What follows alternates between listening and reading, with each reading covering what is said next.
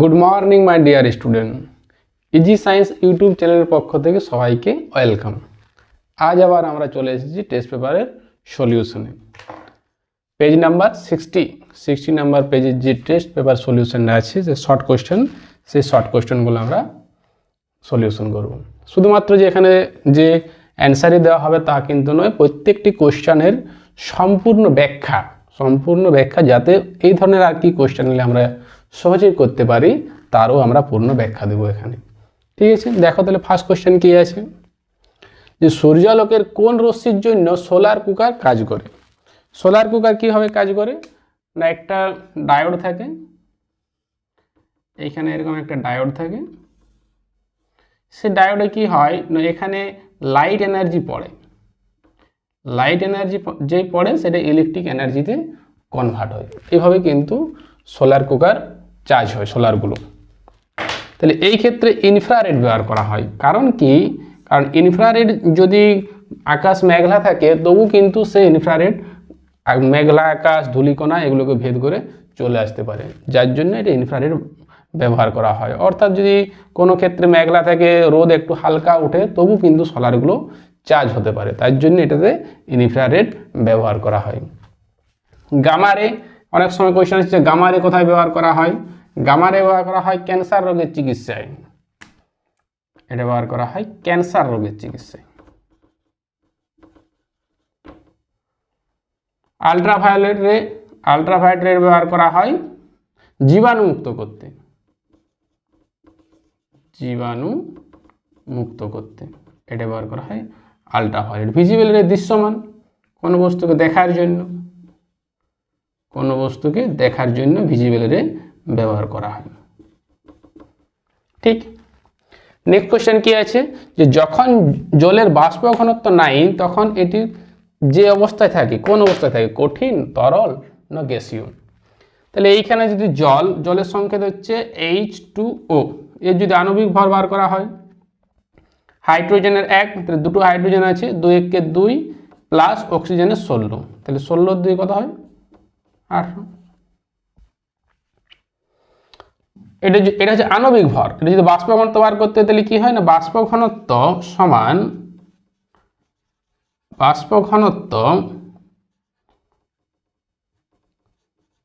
আণবিক ভরকে 2 দ্বারা ভাগ করলেই বাষ্প ঘনত্ব পাওয়া যায়। আণবিক ভর বাই 2। অনেক সময় এটি কোশ্চেনে আসে যে বাষ্প ঘনত্ব আণবিক ভরের মধ্যে সম্পর্ক কি, তাহলে বাষ্প ঘনত্ব হচ্ছে আণবিক ভর বাই 2। তাহলে এটা যদি 18/2 করা হয় তাহলে কত হয় 9, তাহলে জলের বাষ্প ঘনত্ব হয় 9। কিন্তু 9টা একটা স্পেশালি ব্যবহার করা হয় যখন জলের উষ্ণতাটা 100 ডিগ্রি সেন্টিগ্রেড পৌঁছায়, তখনই কিন্তু স্পেশালভাবে জলের বাষ্প ঘনত্ব 9টা ইন্ডিকেট করে। তাহলে 100 ডিগ্রি সেন্টিগ্রেড যদি থাকে তাহলে জল কি হবে, বাষ্পে পরিণত হবে, তাহলে এটার অ্যান্সার হবে বাষ্প।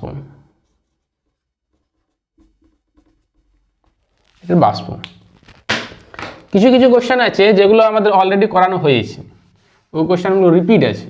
তাহলে রিপিট থাকার জন্য কিন্তু ওই কোশ্চেনের অ্যান্সারগুলো আর আমরা এখানে এক্সপ্লেনেশন করব না। ওই অ্যান্সারগুলো দেখার জন্য আগের যে ভিডিওগুলোতে আছে ওগুলো করা আছে, রিপিট কোশ্চেনগুলো ওগুলো কিন্তু ওইখান থেকেই সলভ করে নেবে।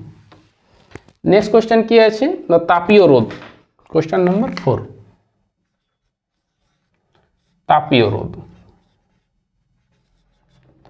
তাপীয় রোধের মাত্রা বা একক। আগে আমরা ব্যাপারটা বুঝি যে তাপীয় রোধ ব্যাপারটা কি। তাপীয় রোধ হচ্ছে কি, যে কোনো একটা বস্তুর মধ্যে যখন তাপ প্রবাহিত হয় তখন বস্তুর মধ্যে কি হয়, একটা বাধা সৃষ্টি করে, তাপের ফ্লোটাকে বাধা দেয়, এই ঘটনাটাকে বলা হয় তাপীয় রোধ। মনে করো বাইরে যে রোদ দেওয়ার সময় আমি একটা লোহার কোনো একটা বস্তু রাখা হলো আর একটা প্লাস্টিকের কোনো বস্তু রাখা হলো, কোনটা সহজেই গরম হবে, নিশ্চয়ই লোহারটা। তাহলে প্লাস্টিকেরটা কেন গরম হবে না, কারণ তাপটা যখন এটার মধ্যে পড়ছে তখন এটা বাধা দিচ্ছে, তাপটাকে অ্যাবজর্ব করতে পারছে না, এই ঘটনাটাকে বলা হয় তাপীয় রোধ। যদি এরকম কোনো একটা ধাতু থাকে বা কোনো একটা পদার্থ থাকে, সাপোজ যদি এক্সাম্পল দিই আমার এটা যদি কোনো একটা পদার্থ থাকে, তাহলে এই তাপটা যখন এইখানে পড়বে, এইখান থেকে তাপটা এইখানে ফ্লো করবে এই পৃষ্ঠ থেকে এই পৃষ্ঠ, এই তাপীয় ফ্লো এক পৃষ্ঠ থেকে আরেকটা পৃষ্ঠ যেতে কিছুগুলো বিষয়ের উপর নির্ভর করে। একটা হচ্ছে ক্ষেত্রফল। ক্ষেত্রফলটা যত বেশি হবে তত কিন্তু কি হবে না, এক পৃষ্ঠ থেকে আরেক পৃষ্ঠতে বেশি তাপ যাবে, অর্থাৎ এটা বেশি পরিমাণ তাপ উষ্ণ হবে।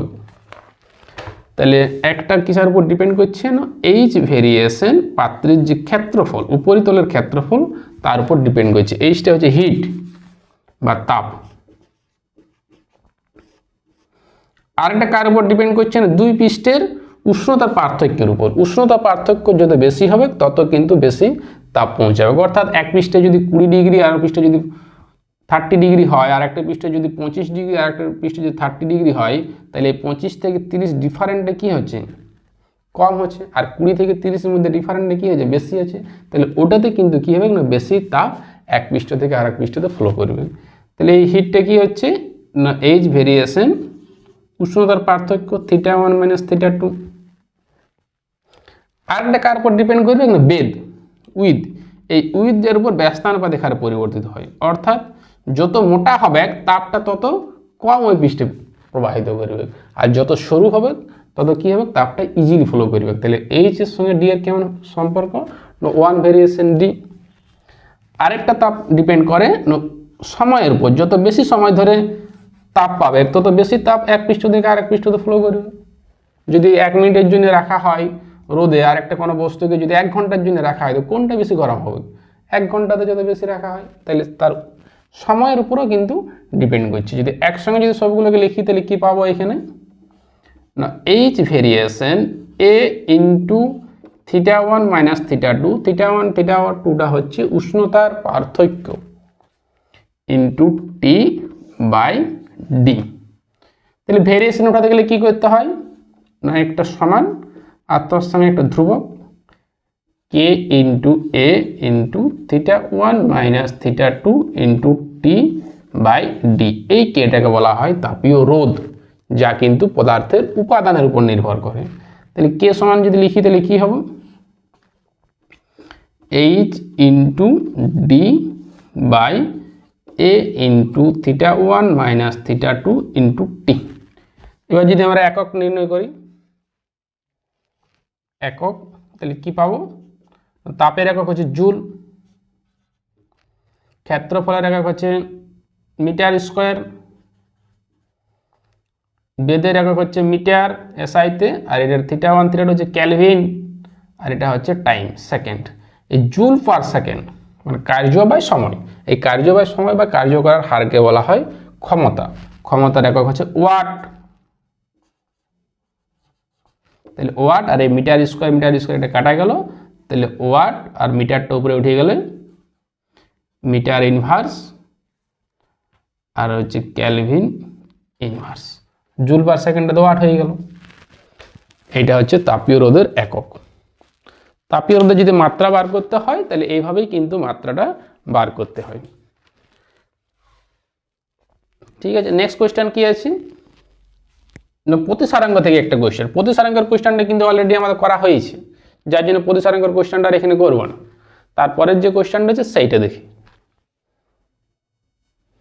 কোয়েশ্চেন নম্বর 5, কোনো উত্তল লেন্স থেকে 60 সেন্টিমিটার দূরে বস্তু রাখলে লেন্স থেকে 60 সেন্টিমিটার দূরে সদবিম্ব গঠন করে। তাহলে লেন্সটির ফোকাস দৈর্ঘ্য কত? মনে করো এইখানে একটা উত্তল লেন্স আছে, এইখানে এটা হচ্ছে প্রধান অক্ষ। এই প্রধান অক্ষের উপর কত আছে, 60 সেন্টিমিটার দূরে।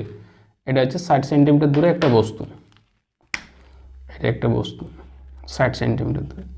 তাহলে প্রতিবিম্বটা কোথায় তৈরি হচ্ছে, প্রতিবিম্বটা তৈরি হচ্ছে 60 সেন্টিমিটার দূরে। তাহলে বলছি তার ফোকাস দৈর্ঘ্য কত। বস্তুর দূরত্ব প্রতিবিম্বের দূরত্ব তখনই সমান হয় যখন বস্তুকে বক্রতার কেন্দ্রে রাখা হয়, অর্থাৎ এই দূরত্বটা হচ্ছে বক্রতা ব্যাসার্ধ। তাহলে বক্রতা ব্যাসার্ধ কত দেওয়া আছে এখানে, 60 সেন্টিমিটার। তাহলে বক্রতা ব্যাসার্ধ ফোকাস দৈর্ঘ্যের মধ্যে কি সম্পর্ক, যে ফোকাস দৈর্ঘ্য সমান বক্রতা ব্যাসার্ধ বাই 2, অর্থাৎ 60/2 যদি করা হয় তাহলে 30 সেন্টিমিটার। এটা হচ্ছে 30 সেন্টিমিটার। এটাকে লেন্সের সমীকরণ দিয়ে যদি করা হয় তবু অ্যান্সার সেম আসে, কিন্তু এইভাবে করাটাই বেটার। 1/v মাইনাস 1/u তো যদি এখানে বসানো হয় ভিউর দূরত্ব ইউর দূরত্ব, তবু কিন্তু এটা এফের ভ্যালুটা কিন্তু 30 সেন্টিমিটারে আসে। এরকম একটা অঙ্ক আমাদের আগের যে টেস্ট পেপারে পেজ ছিল সেই পেজেও কিন্তু করা হয়েছে। অনেকগুলো টেস্ট পেপার পেজ করার পর দেখা যাবে কি যে একই রকম কোশ্চেন কিন্তু অনেকবার রিপিট হচ্ছে, তাহলে সেইখান থেকে রিভিশনটা আরও ভালো করে হয়ে যাবে। নেক্সট কোশ্চেন কি আছে, কোশ্চেন নাম্বার 7, যে আহিত বস্তুর আধানের সর্বনিম্ন মান কত? আধানের যে সর্বনিম্ন মান হয় সেটা হয় একটা ইলেকট্রনের আধান। আধানের সর্বনিম্ন মান সব থেকে ক্ষুদ্রতম হচ্ছে একটা ইলেকট্রনের আধান। ইলেকট্রনের আধান কত হয়? 1.602 × 10⁻⁻⁹। এটা হচ্ছে নেচারের মধ্যে সব থেকে ক্ষুদ্রতম আধান। কোনো একটা বস্তুর ক্ষেত্রে যখন আধান থাকে তখন এর কিন্তু মাল্টিপ্লাই হিসাবে থাকে, হয়তো 6টা ইলেকট্রন, 10টা ইলেকট্রন, 100টা ইলেকট্রন, 1000 ইলেকট্রন, কখনো কিন্তু ফ্র্যাকশনের আকারে থাকে না। এভাবে ইলেকট্রনের পরিমাণটা বা আধানের পরিমাণটা হয়। তাহলে সব থেকে ক্ষুদ্রতম আধান হচ্ছে কি 1.6 × 10⁻⁹ কুলম। এটা হচ্ছে কোশ্চেন নাম্বার 7। কোশ্চেন নাম্বার 8 কি আছে, যে সমান্তরাল সমবায় কোনটা ধ্রুবক থাকে? সমান্তরাল সমবায় কোনটা আগে সেটা জানি। কোশ্চেন নাম্বার হচ্ছে 8, সমান্তরাল সমবায়।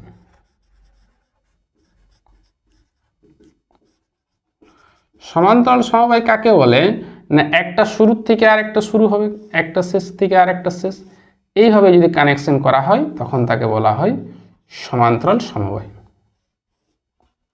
এইভাবে একটা শুরুগুলো সব একই, শেষগুলো সব একই, তাহলে এটাকে বলা হয় সমান্তরাল সমবায়। সমান্তরাল সমবায়ে বিভবটা সেম থাকে। সমান্তরাল সমবায়ে বিভব কি থাকে? সমান থাকে, অর্থাৎ বিভবটা ধ্রুবক থাকে। আর যদি কোশ্চেনে সমান্তরাল সমবায় না থাকে, শ্রেণী সমবায় থাকে। শ্রেণী হচ্ছে পরপর, এইভাবে হচ্ছে শ্রেণী সমবায় থাকলে কারেন্ট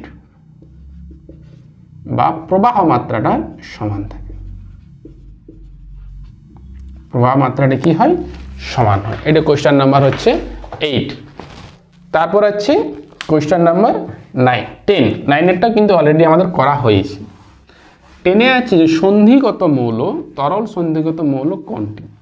সন্ধিগত মৌল কোনগুলো না, যাদের ডি উপকক্ষ বর্তমান থাকে তাদেরকে বলা হয় সন্ধিগত মৌল। এদের কি হয়? একাধিক যোজ্যতা দেখা যায়।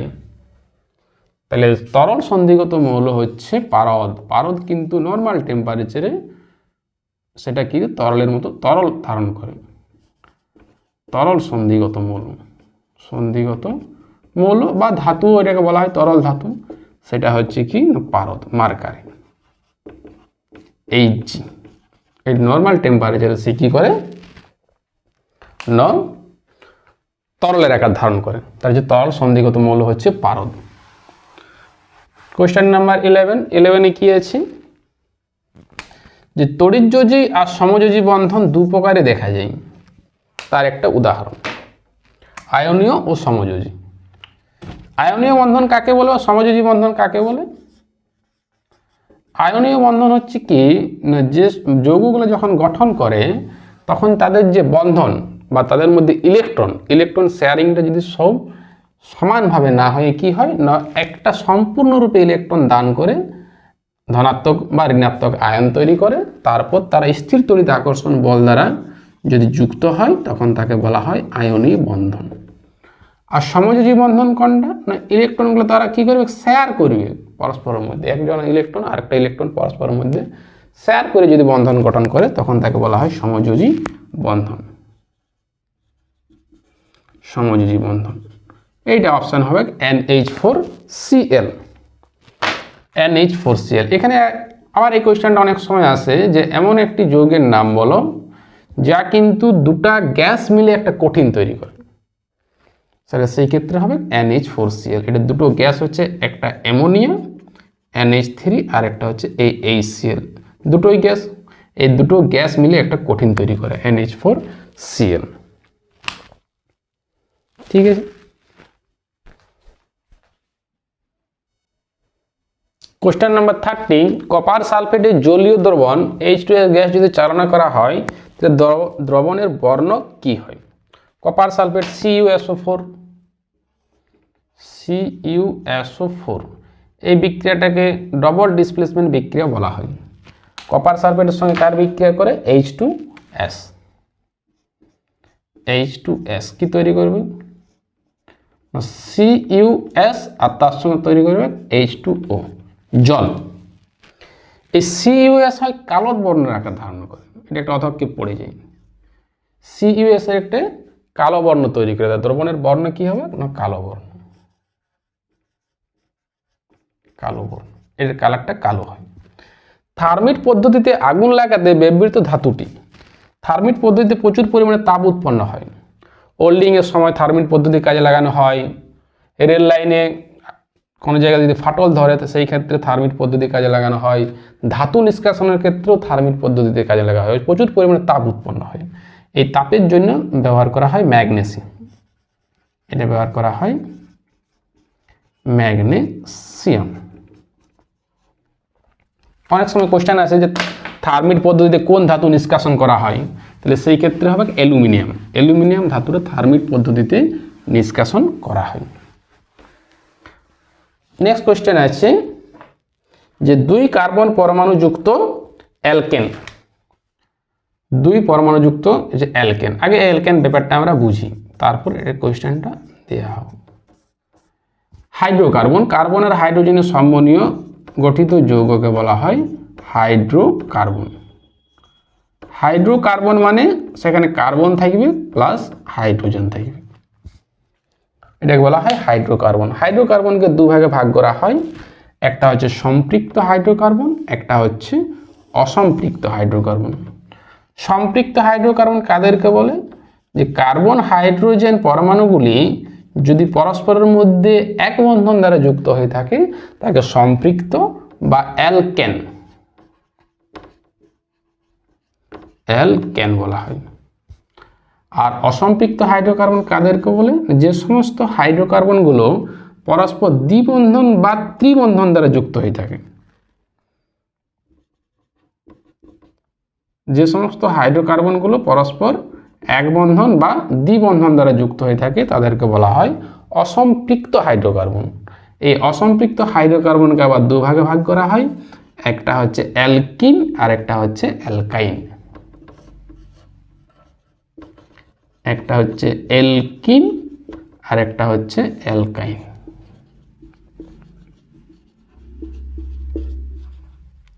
অ্যালকাইন সম্পৃক্ত হাইড্রোকার্বন, এদের যে সংকেত, জেনারেল সংকেত, সেটা হয় CnH2n+2। এটা সম্পৃক্ত হাইড্রোকার্বন, এই ক্ষেত্রে পরস্পর সবাই কি থাকবে? এক বন্ধন দ্বারা যুক্ত থাকে। অ্যালকিনের যে জেনারেল সংকেত সেটা হচ্ছে CnH2n। এটার ক্ষেত্রে কার্বন আর হাইড্রোজেনের মধ্যে, কার্বন কার্বনের মধ্যে বন্ধনগুলো কি থাকবে? দ্বিবন্ধন। আর অ্যালকাইনের ক্ষেত্রে হয় CnH2n-2। এখানে কি বলেছে? অ্যালকেন, তাহলে অ্যালকেনের ক্ষেত্রে দ্বি কার্বন, তাহলে 2 যদি হয় তাহলে n এর ভ্যালুটা যদি এখানে 2 হয় তাহলে কি হবে? C2 আর 2 2 2 4 আর 2 6, C2H6, তাহলে দ্বি কার্বন যুক্ত বন্ধন হচ্ছে যে C2H6। এইখানে এই কোশ্চেনগুলো শেষ। নেক্সট কোশ্চেন আমরা পরবর্তী যে 21টা কোশ্চেন আছে সেই কোশ্চেনগুলো করব। পরবর্তীতে ভিডিও পাওয়ার জন্য কিন্তু চ্যানেলটাকে অবশ্যই সাবস্ক্রাইব করে দেবেন সবাই, ঠিক আছে? Thank you.